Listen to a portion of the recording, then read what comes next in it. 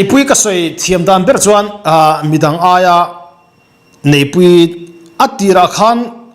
idol turang ema top thialu dang ti kha karil ruwa ke chu omngal mi lawa amaro chu ke maril ru muang changa so son de tu chu run for your life ti vela ron ti kha chuan hey life a pui tur master studio atanga aron chuale hlapa ngai kan ngai thak pe lo de chi tur ang type zai kha run ni don mi chu ktia amaro chu ama hey ka ria solo jon zoram chanin apui na santia khami khama hen zai dan o pe dan pon ron lang chi no min ria chu ta chuan run for your life develop sakla khan tun mi hla hi aron sang nung de ron sang ti a soilok thei mi lewin ka ria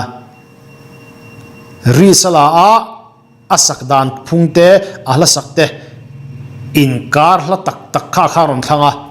chu na ma hian midang na khatiang khan ti ve miau lo wangin ama hian mid angai thaturi ru mi puya pone se cha poni karing a score bel lo theilowa tin hey light avant poni ngatin a life a hison of a field polo dangani khami zan khane ke ma hi aron sakhian pathian lan saka ke ka khat e ka ete ka tiang ka comment final zaipui ke tiang khat mihring zai satil enge moina chen chilang feel hi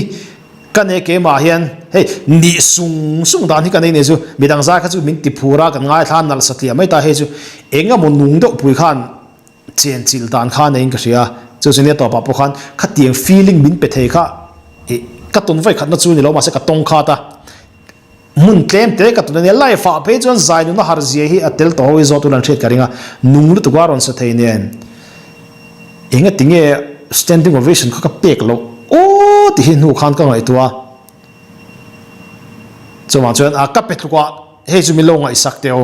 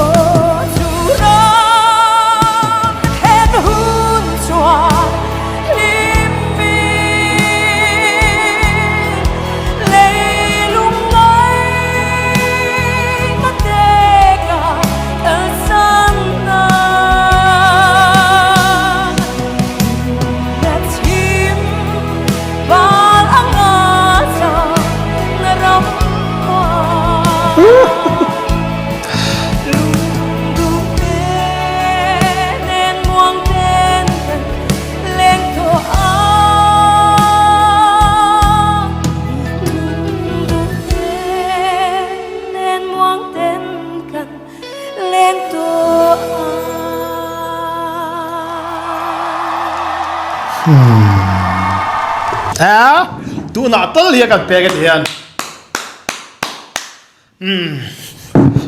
ke ma chuan ka da sa na chu e nal le apui kalpel khan nung zai nung level aron thleng ka tia